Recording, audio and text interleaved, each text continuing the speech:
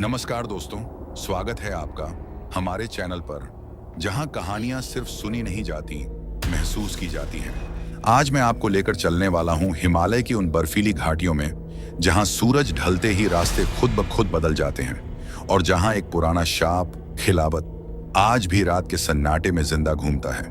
ये कहानी सिर्फ डर की नहीं, ये कहानी है राजों की, दर्द की और उन लोगों की जो कभी लौट कर नहीं आए। कहानी लंबी है, भयानक है और यकीन मानिए आखिर तक आपकी सांसें अटक जाएंगी। तो चलिए शुरू करते हैं हिमाचल प्रदेश की सबसे रहस्यमयी कहानी, खिलावत का शाप। हिमाचल प्रदेश के चंबा जिले से लगभग 40 किलोमीटर दूर एक छोटा सा गांव है, गैराकुट।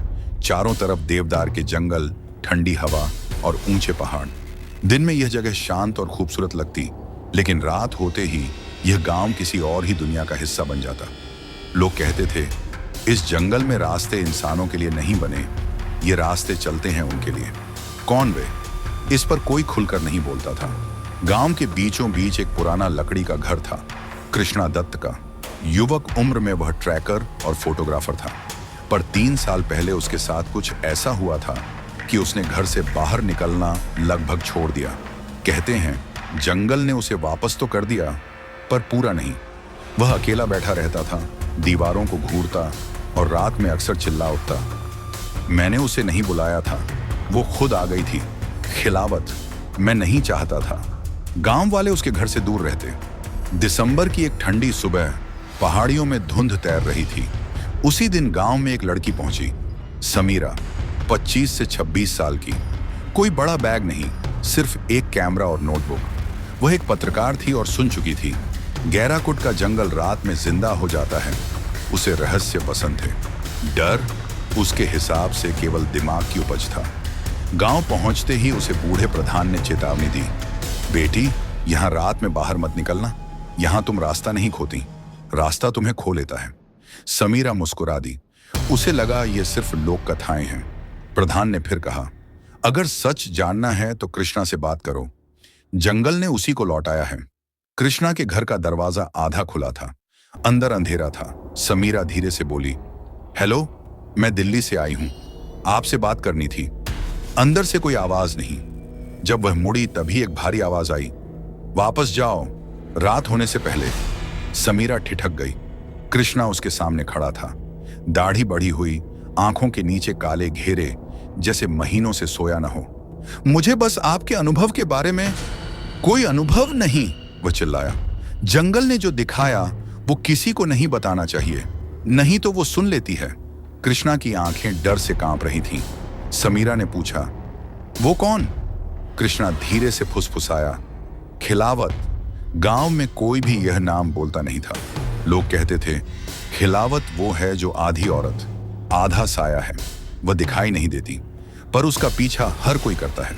समीरा को लगा यह सब सिर्फ लोक कथा है, लेकिन कृष्णा की हालत देखकर उसे लगा कि कहानी गहरी है। समीरा ने पूछा, उस रात क्या हुआ था? कृष्णा कांप गया। मैं उस रात अकेला नहीं था, मेरे साथ मेरा दोस्त आदित्य था। हम दोनों रात में फोटो लेने निकले थे। फिर जंगल ने रास्ते बदलना शुरू कर दिए और फिर वह रुक गया। और फिर क्या? कृष्णा ने धीरे से कहा, फिर उसने आदित्य को बुलाया और उसे ले गई।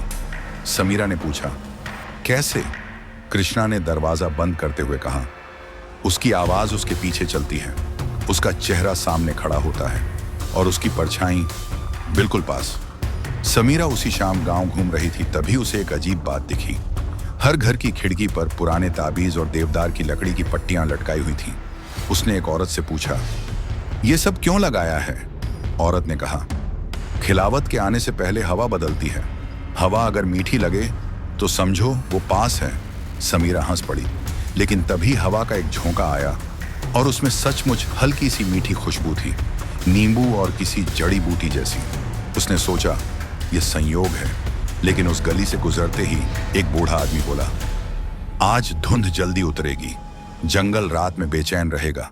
समीरा अपने कमरे में थी, लेकिन बाहर हवा तेज थी और वही मीठी खुशबू फिर से आ रही थी। वह खिड़की पर गई। जंगल की तरफ हल्की नीली सी रोशनी हिल रही थी, जैसे कोई चल रहा हो। फिर उसे एक आवाज सुनाई दी, कौन है वहां? वो चौंकी। आवाज एकदम साफ थी, औरत की, मगर अजीब, जैसे एक साथ कई आवाजें बोल रही हों। धुंध में उसे एक औरत का सिलहूट दिखा, लंबे बाल, सफेद लंबे कपड़े, बिल्कुल स्थिर। समीरा ने आंखें मलकर देखा, लेकिन अगली ही सेकंड में वह आकृति गायब हो चुकी थी। उसी वक्त मोबाइल बजा, कृष्णा का कॉल। खिड़की से दूर हटो, अभी तुमने उसे देख लिया है। समीरा डर गई। कौन? कृष्णा ने बस एक बात कही, मीठी हवा अगर 3 बार चले तो समझो खिलावत तुम्हें पहचान चुकी है। वह बोल ही रहा था कि खिड़की के पास से तीसरी बार वही मीठी हवा गुजरी। कमरे का तापमान एकदम गिर गया। समीरा ने कांपते हुए पूछा, अब क्या होगा? कृष्णा बोला, अब कहानी शुरू हो गई है। रात के करीब 2 बजे समीरा को लगा कोई उसके कमरे के बाहर चल रहा है। धीमी, भारी, घिसटती हुई चाल। फिर दरवाजे पर किसी ने उंगलियों से खटखटाया। टक टक टक। समीरा डर गई। कौन है? कोई जवाब नहीं, सिर्फ वही मीठी खुशबू कमरे में भरने लगी। जब उसने धीरे से दरवाजा खोला, बाहर कोई नहीं था। सिर्फ जमीन पर एक गीला पद चिन्ह था और उस पर लाल मिट्टी से एक शब्द लिखा था, आ गई। समीरा डर से पीछे चली गई। उसी समय खिड़की के बाहर से एक फुसफुसाहट आई, तुम तो खुद आई हो, अब लौटकर कहां जाओगी? स्क्रीन काली। दोस्तों, समीरा ने अभी जो देखा वह सिर्फ शुरुआत थी। खिलावत का असली रूप, उसका शाप, और वह रात जब पूरा जंगल जिंदा हो उठता है, वह सब कुछ अगली कड़ी में सामने आएगा। अगर कहानी का यह पहला हिस्सा आपको पसंद आया हो तो लाइक और कमेंट जरूर करें, क्योंकि पार्ट 2 इससे कहीं ज्यादा भयानक होने वाला है। मिलते हैं अगले एपिसोड में, जहां सन्नाटा भी आवाज बन जाएगा और आवाजें डर। दरवाजे पर पड़े उस गीले पद चिन्ह को देख रही थी। ठंडी हवा, धुंध और कमरे में फैली मीठी खुशबू, सब कुछ जैसे मौत की आहट लिए हुए था। पद चिन्ह के ठीक बीच में लाल मिट्टी से लिखा था, आ गई। वह कांप गई। कौन आया? क्यों आया? पर सवालों के जवाब देने वाला कोई नहीं था। समीरा ने हिम्मत करके दरवाजे के बाहर देखा। गलियारा पूरी तरह से खाली था, लेकिन गलियारे के कोने में लगा बल्ब धीमी रोशनी दे रहा था और उसकी रोशनी में दीवार पर कुछ हल्का सा दिखाई दे रहा था, जैसे किसी ने नाखून से खरोंचें मारी हो। उसने पास जाकर देखा, दीवार पर 3 गहरी खरोंचें, लंबी, सीधी और बेहद ताजा, जैसे किसी ने अभी अभी बनाई हो। खरोंचों के नीचे लिखा था, तुम्हें भी अब वही देखना पड़ेगा जो उसने देखा था। समीरा के दिमाग में तुरंत कृष्णा की बात गूंज गई।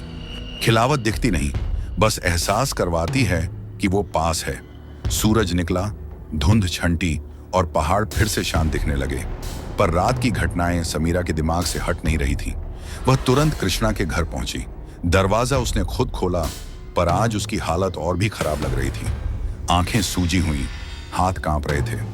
तुमने रात में उसे सुना? कृष्णा बोला। समीरा ने सिर हिलाया। उसकी आवाज, उसकी चाल और वो पद चिन्ह। कृष्णा ने तुरंत दरवाजा बंद कर दिया। वो तुम्हें चुन चुकी है, अब तुम चाहे घर वापस चली जाओ, वो पीछा नहीं छोड़ेगी।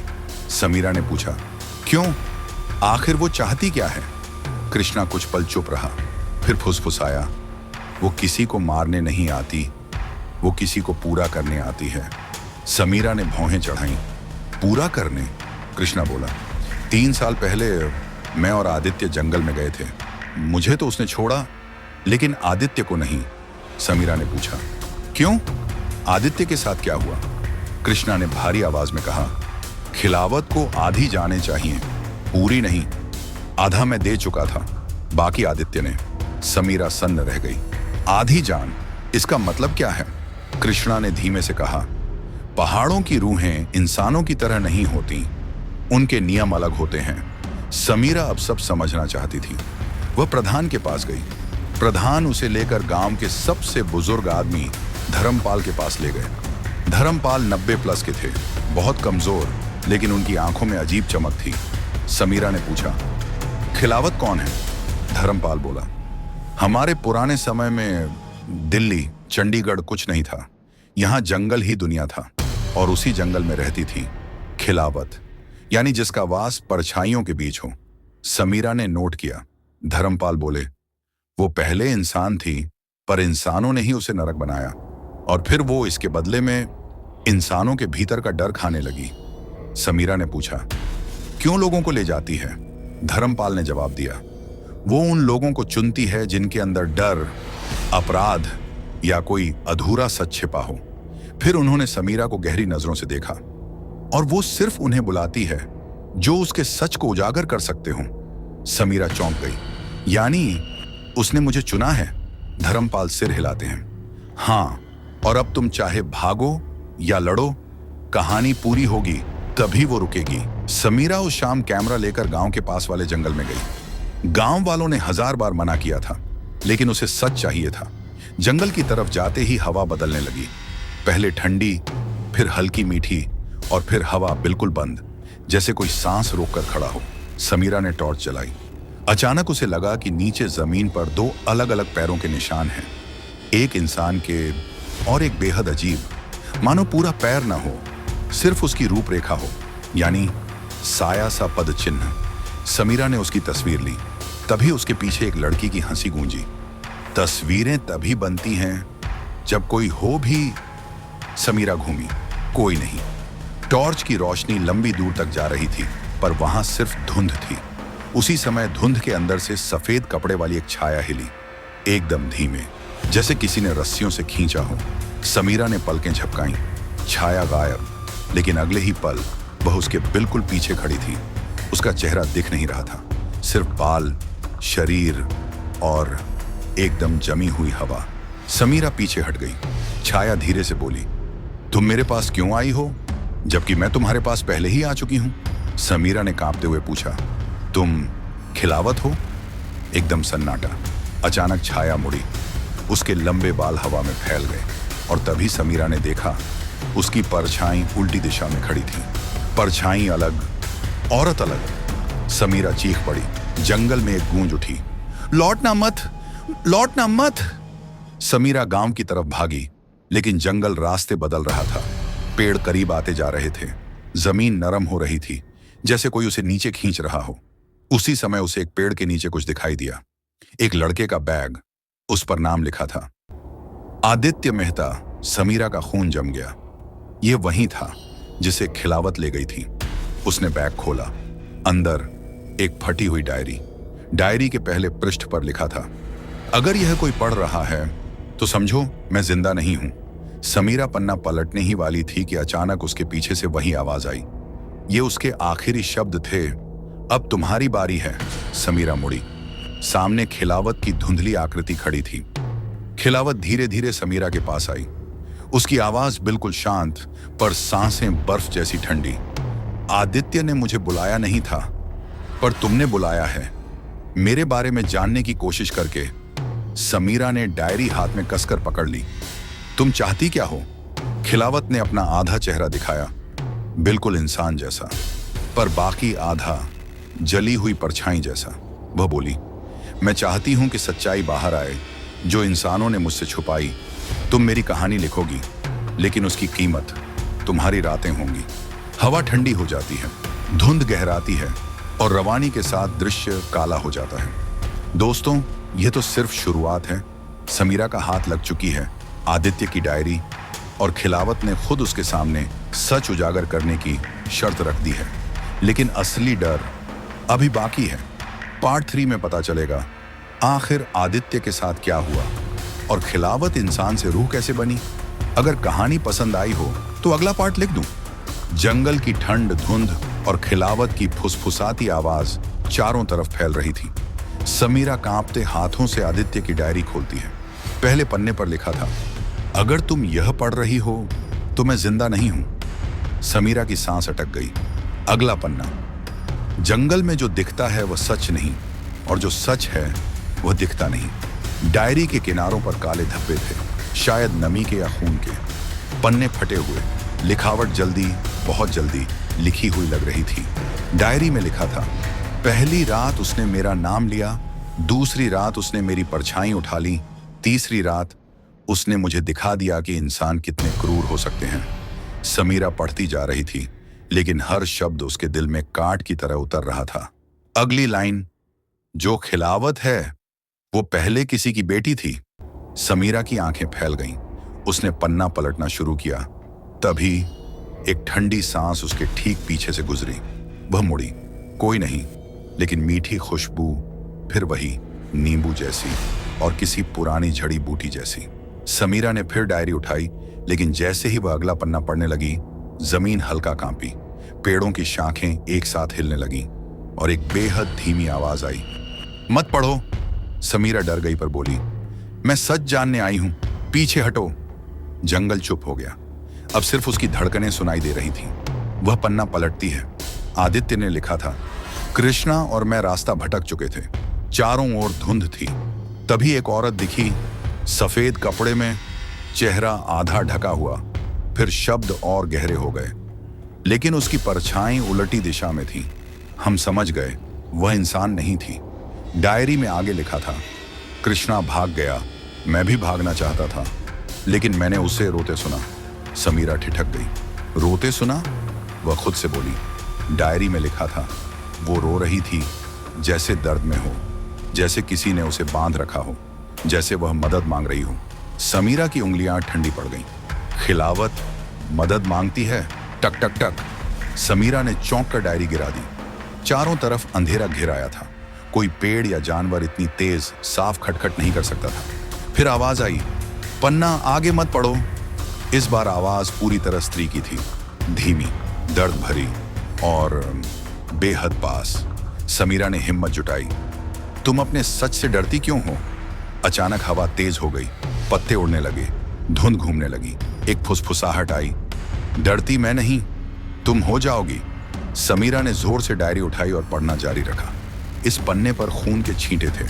उस पर लिखा था, उसका असली नाम अलका राणा था। समीरा का दिल धड़कना बंद सा हो गया। आगे लिखा, गांव वाले उसे डायन समझते थे, लेकिन सच यह था, वह सिर्फ जंगल की जड़ी बूटियों से इलाज करती थी। इलाज, डायन समझना, गलतफहमी, सब कुछ जैसे जुड़ने लगा। डायरी में आगे लिखा था, एक बच्चे की मौत ने सब बदल दिया। गांव वालों को लगा अलका ने उसे मार दिया, उन्होंने उसे आधा जिंदा ही जला दिया। समीरा के हाथ कांप गए। आगे, लेकिन अधमरी हालत में उसने एक आखिरी बात कही, मैं वापस आऊंगी, तुम्हारे डर के रूप में। समीरा के होश उड़ गए। समीरा का पैर किसी चीज से टकरा गया। उसने नीचे देखा, एक पुरानी जली हुई चूड़ी, काली, फटी हुई और अभी भी हल्की गर्म। उसी पल हवा में एक कर्कश आवाज गूंजी, जो तुम जान गई हो वह कोई नहीं जानता। पेड़ एक एक करके हिलने लगे, जैसे किसी को रास्ता दे रहे हों। धुंध घनी होने लगी। समीरा टॉर्च उठाती है, पर रोशनी आगे जाकर मुड़ जाती है, जैसे किसी अदृश्य चीज से टकरा रही हो। अचानक उसे अपनी गर्दन पर ठंडी सांस महसूस हुई। अब मेरी कहानी तुम पूरी करोगी? समीरा धीमे से फुसफुसाई, मैं तुमसे नहीं डरती। आवाज हंसी, डर तुम नहीं, तुम्हारी परछाई करेगी। समीरा मुड़ी। उसकी परछाई जमीन पर नहीं थी, परछाई गायब, और 15 फीट दूर पेड़ की जड़ के पास समीरा की अपनी परछाई खड़ी थी, अकेली, अचल, उसकी तरफ देखती हुई। समीरा चीखती है, ये कैसे? मेरी परछाई वहां कैसे? धुंध के भीतर से खिलावत की आवाज आती है, अब तुम समझोगी, आदित्य क्यों नहीं लौटा?